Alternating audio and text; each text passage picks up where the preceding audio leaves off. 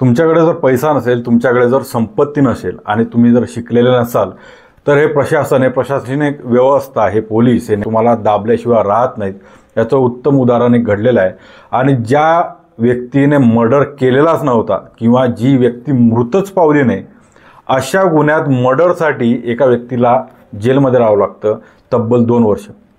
या 2 वर्षा शिक्षा भोगलेला कैदी स्वतः तपासला होतो की त्याची पत्नी जिवंत आहे आणि पोलिसांसमोर हजर करतो.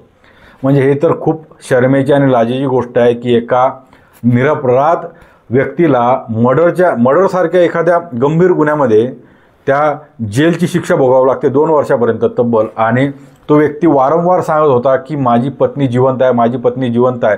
पण तो अशिक्षित किंवा कमी पैशावाला असल्यामुळं, गरिबीची परिस्थिती असल्यामुळं त्या व्यक्तीला अक्षरशः पोलिसांनी हाकलून दिलं आणि तब्बल 2 वर्ष त्याच्यावरतीच गुन्हा दाखल करून त्यालाच अडकवण्यात आलं. आणि तब्बल 2 वर्षानंतर त्याला शिक्षा भोगून झाल्यानंतर त्याच व्यक्तीने तपास लावला आणि पोलिसांसमोर समक्ष ती व्यक्ती हजर केली, ज्याचा मर्डर झाला आहे, ज्याचा खून झाला आहे म्हणून पोलीस रेकॉर्डमध्ये नोंद होती आणि पोलिसांनी त्या आरोपीला पकडलं होतं. तर ही गोष्ट आहे कर्नाटकामधला एक कोडगी असा कुठला तरी एक जिल्हा आहे. त्या जिल्ह्यामध्ये एक सुरेश नावाचा व्यक्ती आहे. तो व्यक्ती एवढा गरीब होता की त्याच्याकडं जमानत घ्यायला सुद्धा पैसे नव्हते आणि अशा परिस्थितीत त्याला अटक करण्यात आली. त्याची स्टोरी फार वेगळी असते. खरं तर जो सुरेश होता, याचं सुरेशचं 18 वर्षापूर्वी मल्लिके नावाच्या एका स्त्रीबरोबर लग्न झालं आणि त्याला 18 वर्षाचा मुलगा आणि 15 वर्षाची मुलगीसुद्धा आहे. अशा परिस्थितीत त्या महिलेला अचानक जून महिन्यात ती व्यक्ती गायब होते. ती व्यक्ती गायब झाल्यानंतर सुरेश, त्याची मुलं ही 2 ते 3 दिवस त्या व्यक्तीची घरी वाट बघतात, पण ती व्यक्ती घरी येत नाही. अशात पोलीस स्टेशनला जाऊन हा व्यक्ती आणि ती मुलं जबाब नोंदवतात आणि त्याची आई आणि त्या मुलाची पत्नी जी आहे ही गायब झाली किंवा तिला कोणीतरी गायब केले अशी एक फिर्याद नोंदवतात. ही फिर्याद नोंदवल्यानंतर पोलीस त्यांचा तपास घेतात. पोलीस बरेच महिने तपास घेतात, पण त्या तपासात ते निष्पन्न काहीच होत नाही. सुरेश खरं तर आदिवासी समाजातला होता, त्यामुळे त्याला लिहिता वाचता फारसं येत नव्हतं. लिहिता वाचता येत नसल्यामुळे त्याला एक मात्र जमवत त्याला सही करता येत होती आणि हीच सही त्याच्या जीवावर उठली आणि त्याला जेलमध्ये पोहोचवलं. बरेच महिने हा पोलिसांच्या स्टेशनला जाऊन पोलिसांचा माग घेत होता की माझ्या पत्नीला शोधून काढा, माझ्या पत्नीला शोधून काढा. पण पोलीस यंत्रणेने त्याचं काही एक न ऐकता उलट 6 महिन्यांनीच पोलीस त्याच्या घरी आली. घरी आल्यानंतर त्यालाच बेड्या ठोकल्या आणि त्याला वाटलं की आपली पोलीस घरी आलेत म्हटल्यावर आपली पत्नी सापडली असणार, त्यामुळे पोलीस घरी आले. पण पोलीस खरं त्याला बेड्या ठोकायला आले होते की तूच तुझ्या पत्नीला गायब केलं. कारण कुठेतरी वेगळ्या ठिकाणी एक सापडा, एक साडी, चप्पल आणि काही अंतर्वस्त्र सापडली.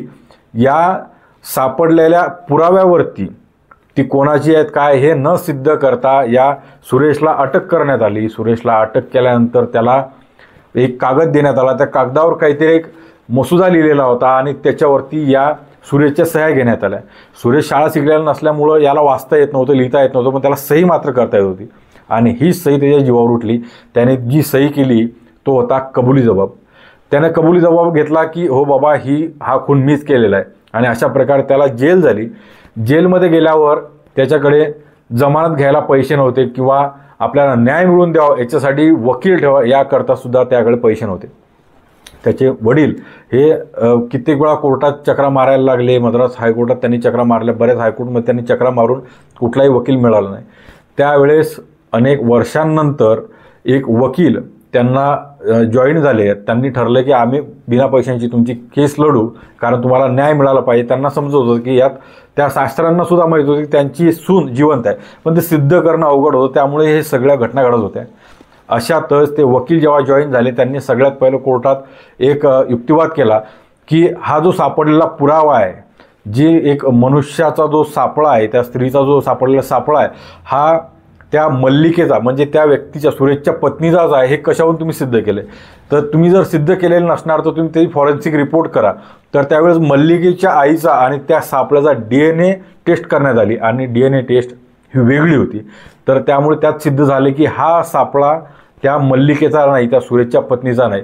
त्यावर त्यांनी पुढचा युक्तिवाद कळत पुढच्या तारखांना त्यांनी सुरेशच्या जामिनासाठी हायकोर्टमध्ये अर्ज दाखल केला.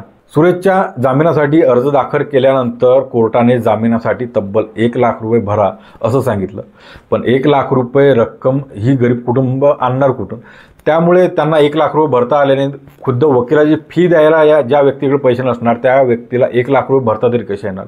1 लाख रुपये भरण्याची ऐपत नसल्यामुळं त्याला अजून 1 वर्ष काढावं लागलं आणि असे 2 वर्ष काढल्यानंतर सुरेश त्या जेलच्या बाहेर आला जामिनावरती.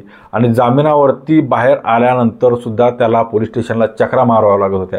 एवढा त्रास सहन करत सुद्धा सुरेशने मनाची जिद्द ठरवली की आपली पत्नी जिवंत आहे. तर त्यासाठी तो शोध घ्यायला लागला. त्याने पोलीस स्टेशनला सुद्धा चक्कर मारल्या, पण त्याच्यावर पोलिसांनी काही काय म्हणतात त्याला प्रोग्रेस दाखवली नाही.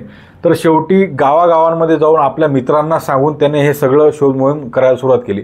पण ज्या एक वाक्य तो सांगत नव्हता, ज्याच्यामुळे तो अडकत चालला होता, त्याने ते सांगण्याचं ठरवलं की त्याच्या पत्नीचे कुणातरी व्यक्तीसोबत अनैतिक संबंध होते. पण त्या इज्जते खातर ती इज्जत अबाधित राखण्यासाठी त्याने पोलिसांना सुद्धा सांगितलं नाही आणि स्वतः हातकड्या घालून जेलमध्ये 2 वर्षाची जेल काढून आला. पण त्याला समजून कळलं की ज्या व्यक्तीमुळे आपल्याला आयुष्यात जेलला जावं लागतं, जो गुन्हाच केला नाही त्या मर्डरच्या गुन्ह्यासाठी आपल्याला जेलला जावं लागतं, शिक्षा भोगावं लागते, 2 वर्ष आपल्या मुलांपासून वडिलांपासून राहावं लागतं.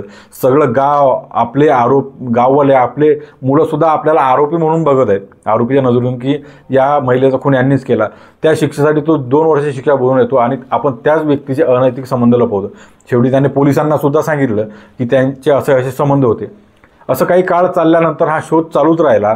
एक दिवस त्या सुरेशचे मित्र एका हॉटेलमध्ये चहा पीत होते आणि त्याच हॉटेलमध्ये मल्लिके आणि तिचा प्रेमी जो प्रियकर ज्यासोबत ती राहत होती हे कॉफी पीत होते. आणि कॉफी पीत असताना त्या मित्रांना दिसलं. त्या मित्रांनी लगेच फोटो आणि व्हिडिओ काढले आणि ती त्या सुरेशला पाठवले. सुरेशने लगेच ते फोटोज आणि व्हिडिओज त्या पोलिसांना पाठवले. पोलिसांना पाठवल्यानंतर पोलीस यंत्रणा लगेच सतर्क झाली, तिथे आली. पोलीस यंत्रणा तिथे आल्यावर त्या मल्लिकेला त्यांनी अरेस्ट केलं आणि काही माहिती विचारण्यासाठी पोलीस स्टेशनला नेलं आणि न्यायालयात सुद्धा हजर केलं. तर त्यानंतर त्या सगळ्या केसचा उलगडा व्हायला लागला.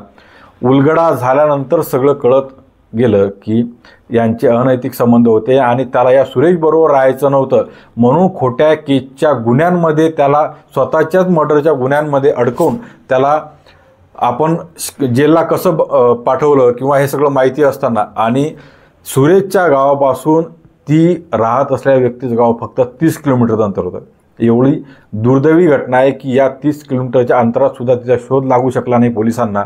तो स्वतः त्या आरोपीला लावावा लागला आणि त्याला 2 वर्षाची शिक्षा भोगून यावं लागलं. आणि 2 वर्षाची शिक्षा भोगत असताना हे सगळे गुन्हे सिद्ध झाल्यावर की हा आरोपी निर्दोष आहे, त्याला कोर्टाने निर्दोष सोडलं आणि त्या सगळ्या पोलीस अधिकाऱ्यांवरती ताशेरे ओढले. आणि म्हणजे हे फार दुर्दैव आहे की कोणा व्यक्तीने जर गुन्हा केलाच नाही त्यासाठी सुद्धा त्याला तुरुंगात जावं लागतं, शिक्षा भोगावं लागते. आणि असे कितीतरी असंख्य कैदी आहेत ज्यांनी गुन्हे केलेले नसतात किंवा ते आरोप सिद्धही झालेले नसतात तरी त्यांना आतमध्ये जावं लागतं शिक्षणाच्या अभावापायी किंवा पैशांच्या अभावापायी.